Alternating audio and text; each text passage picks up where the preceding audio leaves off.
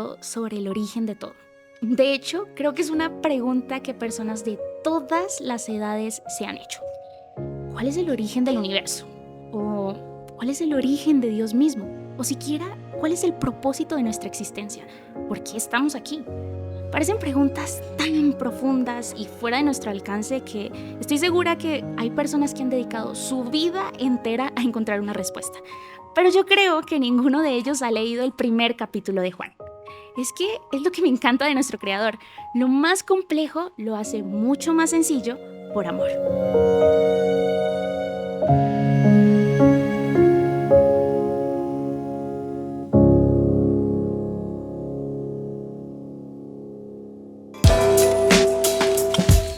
Bienvenidos a Inverso Podcast, donde aprenderemos del Maestro Supremo. Un saludo muy especial para ti y bienvenido a este espacio donde vamos a estudiar, analizar y a debatir un poco sobre un capítulo especial de un evangelio especial, Evangelio de Juan, el cuarto evangelio. Y quiero saludar a Jackie. ¿Cómo estás? Bienvenida. Pastor, muy feliz de estar en esta octava temporada aquí en Inverso Podcast, en un escenario diferente, pero sin duda con la misma energía de poder compartir estas grandes lecciones. Pero por supuesto, desde el corazón de Bogotá, localidad de Teusaquillo, barrio Palermo, exactamente desde la librería Yadpa, tu librería. Tenemos aquí el placer de saludar a Oscar. ¿Qué tal? Bienvenido.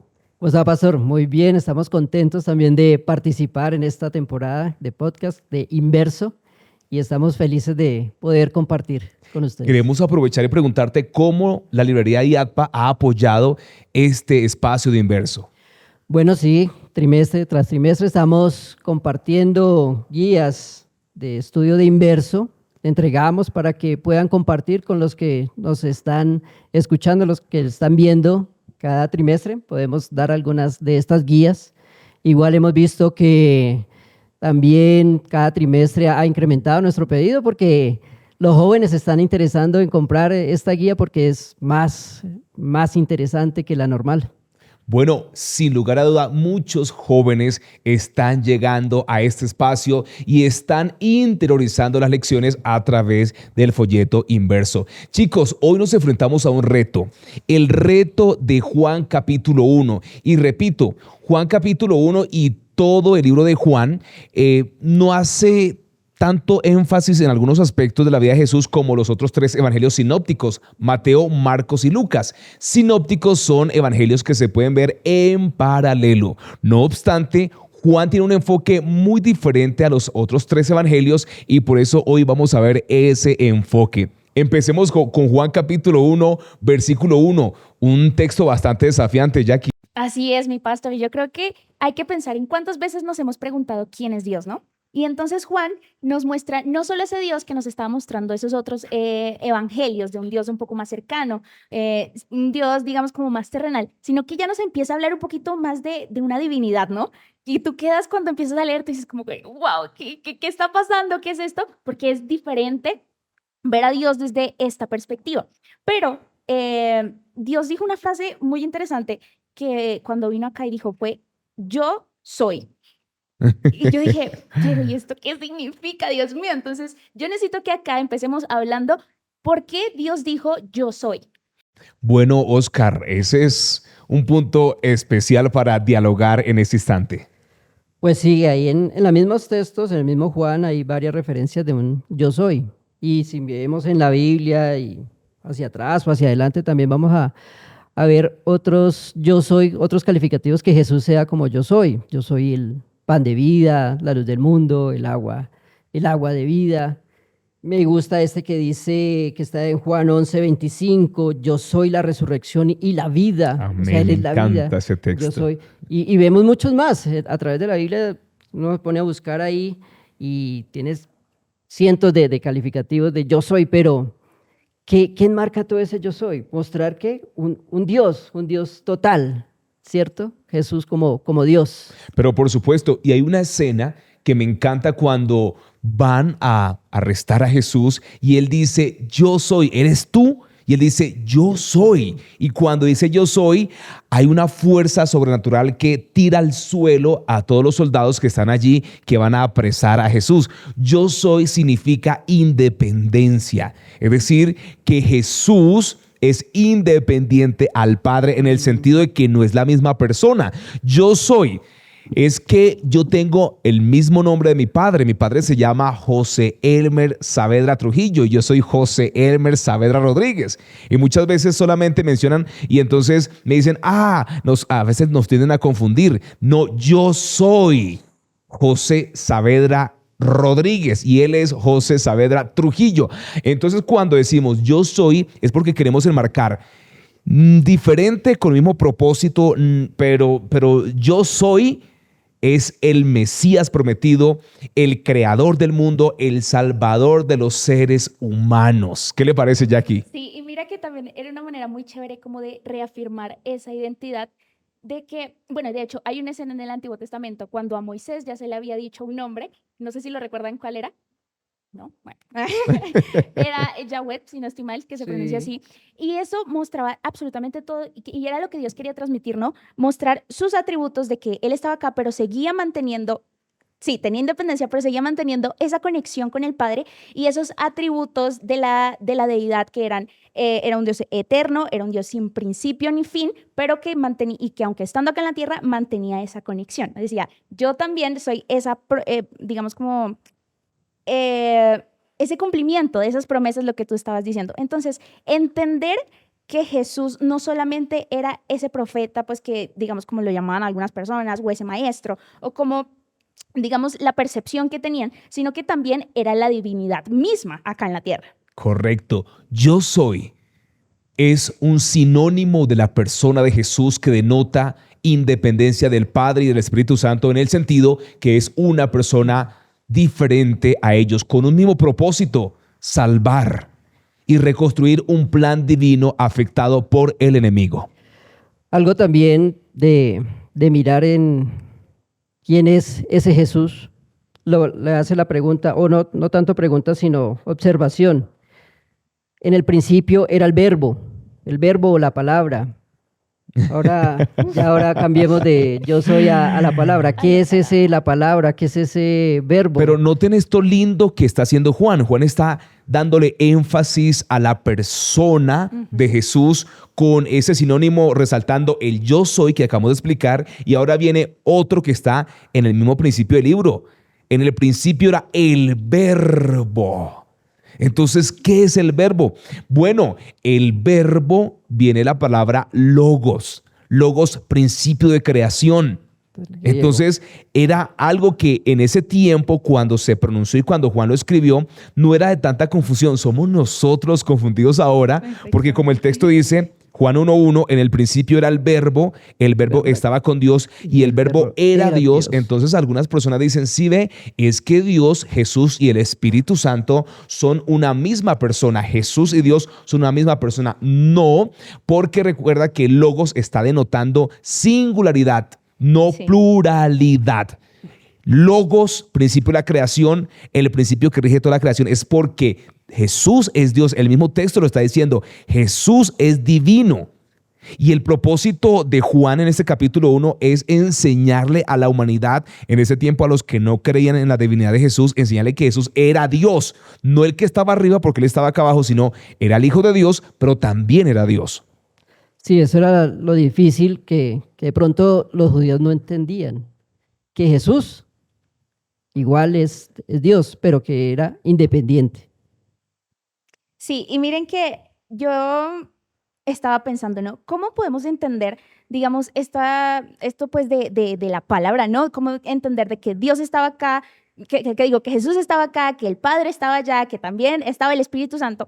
Entonces yo me puse a imaginar, yo tengo pues el pensamiento de que por medio de Jesús, el Padre se comunica con nosotros. Imagínense, así se les va a poner más sencillo y quiero que abramos un poquito la mente, no entender la palabra como en su sentido literal como lo conocemos, sino ir un poquito más allá. Imagínense, nosotros tenemos nuestras ideas, nuestros pensamientos y para expresarlo, ¿qué necesitamos? Las palabras. ¿Por qué? Pues si no tenemos palabras, pues no tendría absolutamente nada de sentido. Y de hecho, cuando yo estaba investigando, este verbo también puede ser cosa que Jesús era como el sentido de todo. Es la manera, o bueno, es como la traducción, pues, del corazón de Cristo, por así decirlo. ¿Ustedes tienen alguna canción que les guste mucho? Pero por supuesto. Bueno, y una canción que les haga así como que llorar, que tú la escuches y digas como, wow, esta canción me llega al corazón. Yo lo veía como que Dios escribió como esa canción en Jesús para que nosotros pudiéramos entender ese amor que Él quiere expresarnos. Yo también comparto esa parte de que Dios quería mostrarse a los más pequeños. ¿A quién? A través de Jesús. De Jesús. Así como lo vimos de pronto en el tiempo del pueblo de Israel, cuando estuvo Moisés y todo, Él se revelaba y estaba en su tabernáculo, y Él venía y estaba y se revelaba al pueblo. Igual cuando estuvo Jesús, se revelaba Dios mismo a través de Jesús. Así es. Por eso logos significa, transliterándolo a nuestro idioma, plan creador de Dios. ¿Qué significa logos? Plan creador de Dios. Para los griegos en su tiempo, logos era un principio que regía el universo. Para los judíos era un plan creador de Dios. ¿Cómo entonces hoy colocamos en nuestros corazones el significado de logos o de verbo? Pues sencillamente aceptando logos, plan creador de Dios. Y cuando el texto dice en el principio era el verbo, es decir, en el principio Jesús era el plan creador de Dios, porque vamos a mirar que fue Jesús quien creó todo cuanto existe. Sí, y bueno, Pastor, yo te quiero hacer una pregunta, ¿no? ¿Cómo podemos, danos un ejemplo así como súper práctico de cómo podemos entender la palabra hoy en nuestra vida, o sea, hoy en día? Plan creador de Dios, logos. ¿Cómo lo asimilo en algo práctico? Dios envió a Jesucristo, ¿cierto? Murió por nosotros, pero antes de que Jesús viniera aquí a este mundo a morir por nosotros, Jesús se reunió con el Padre y con el Espíritu Santo en un concilio para mirar cómo diseñaban algo especial, y ellos vinieron y Jesús fue el que ejecutó. Por eso luego significa plan creador de Dios, porque Jesús fue el que accionó y a través de Jesús fue que se creó todo cuanto existe. Entonces prácticamente fuimos creados por Jesús a través del plan diseñado y trazado por Dios y el Espíritu Santo. Y también, Pastor, era el sentido no solo, pues digamos como en ese aspecto de la creación, sino Jesús fue quien le dio sentido a todo el plan de salvación y a toda nuestra vida, desde siempre y para siempre.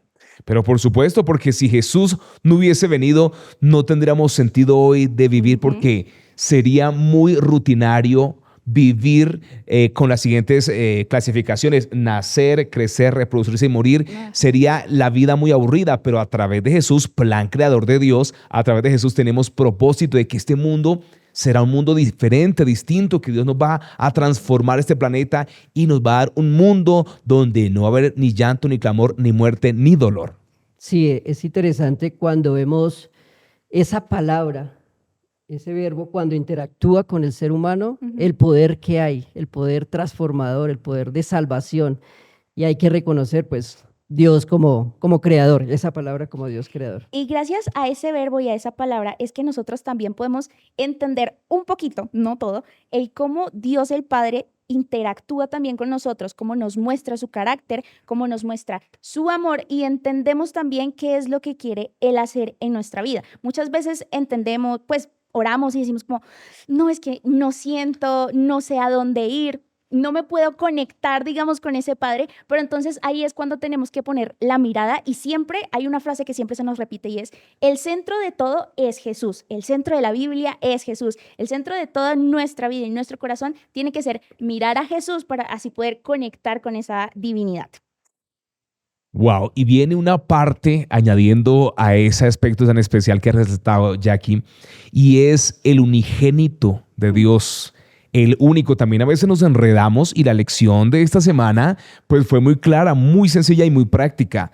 El unigénito de toda creación. Entonces a veces pensamos que entonces, como fue el primero, fue creado. Sí. Pero Jesús no fue creado. Jesús ha existido eternamente con el Padre. ¿Por qué? Porque sencillamente el significado de esa palabra, el primogénito de toda la creación, lo que da trascendencia es a la singularidad, no a la pluralidad. El primero, claro, porque fue el primero que estuvo allí creando.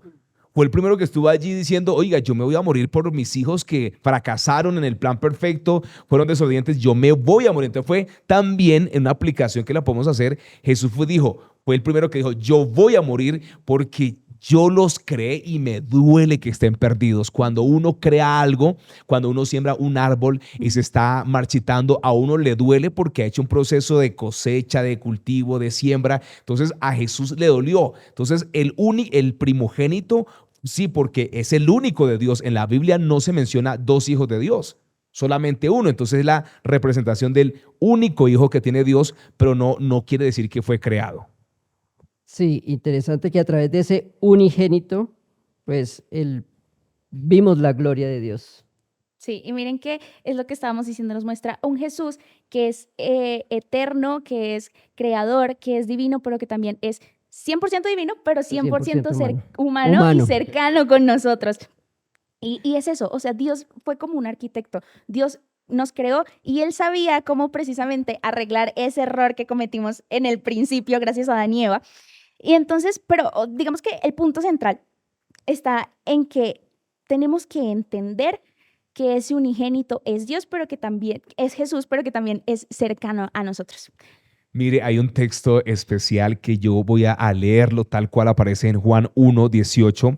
A Dios nadie lo ha visto jamás.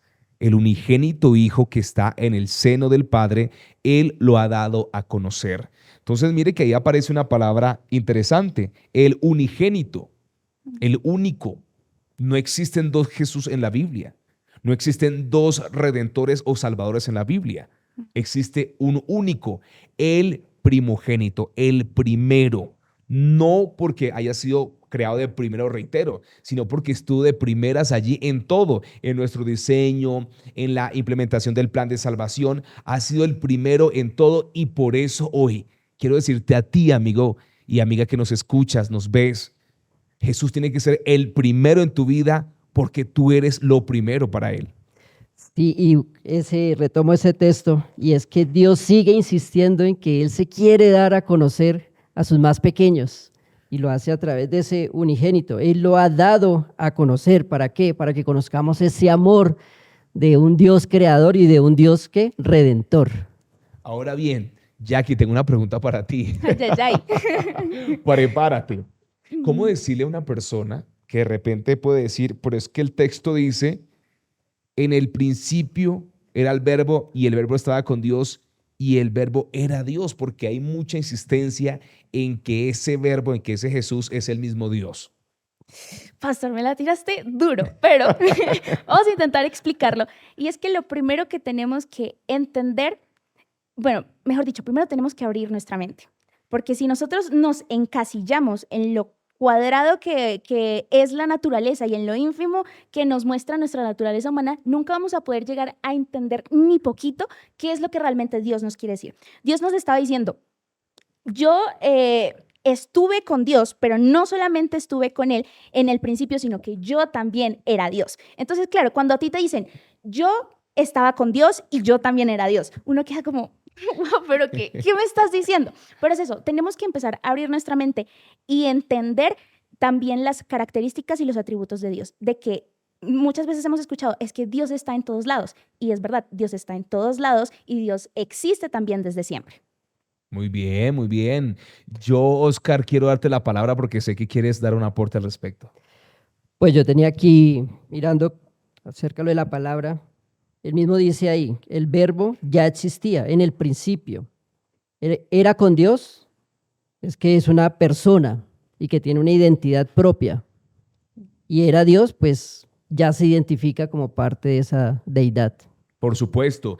Y tenemos que añadir un texto muy especial, Filipenses 2, 6, 7, 8, que dice, Jesús, siendo en forma de Dios, no escatimó ser igual a Dios como cosa a que aferrarse, sino que se despojó a sí mismo tomando la forma de siervo.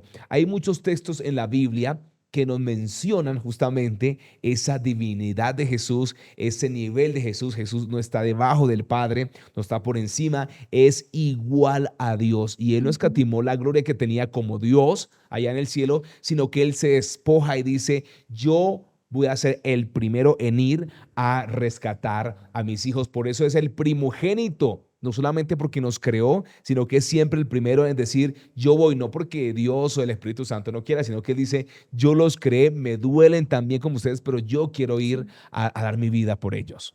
Bueno, pastor, yo quiero tocar otro puntico importante y es que Dios, como lo estaba mencionando el primer capítulo de Juan, es que Dios decía, yo soy también la luz.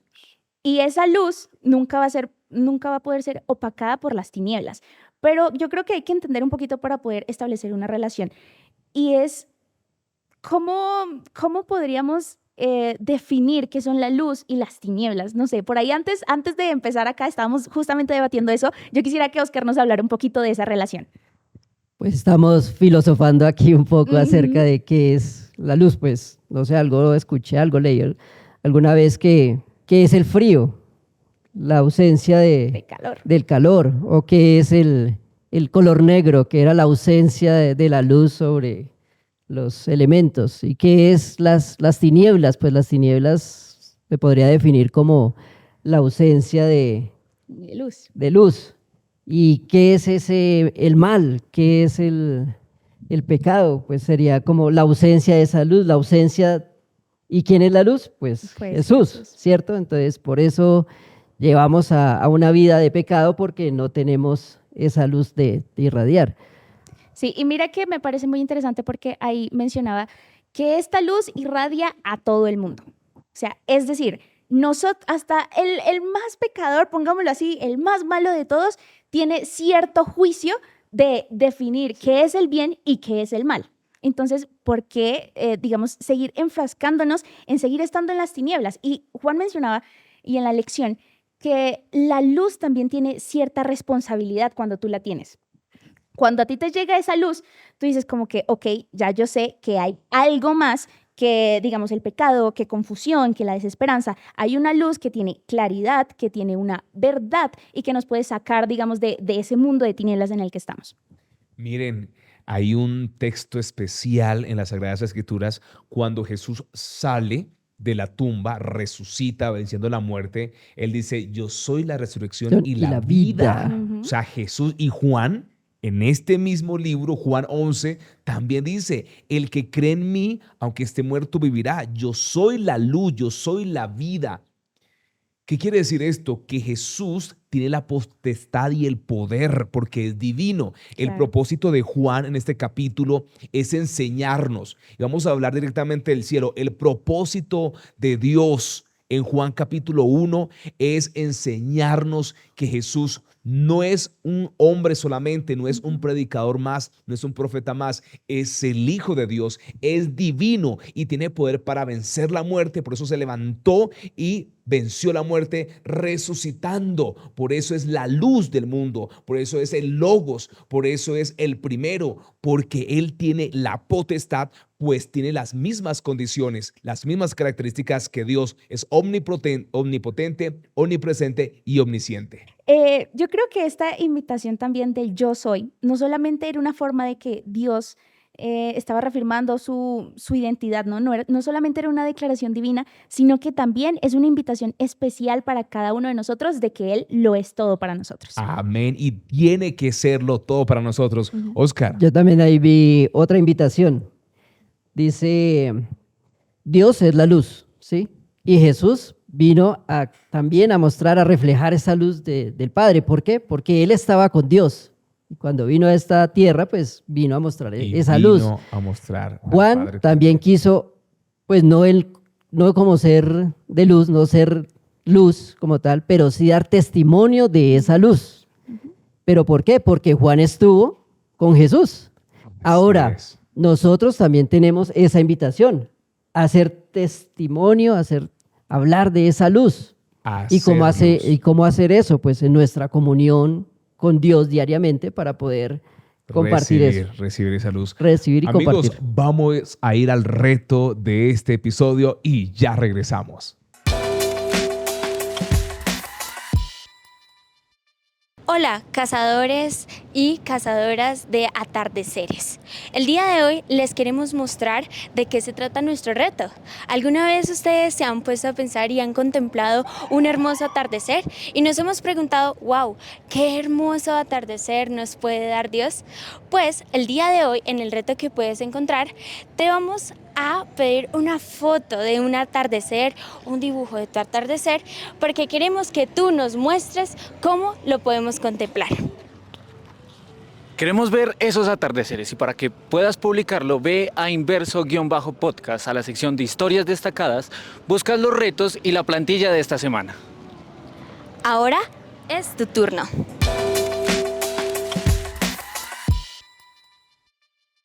Y después de este momento tan especial, vamos a ir cerrando, amigos. Tenemos que ir interiorizando la enseñanza, guardarla en nuestro corazón y prepararnos porque el propósito de este capítulo 1 de Juan es que Jesús sea nuestra luz. Jackie.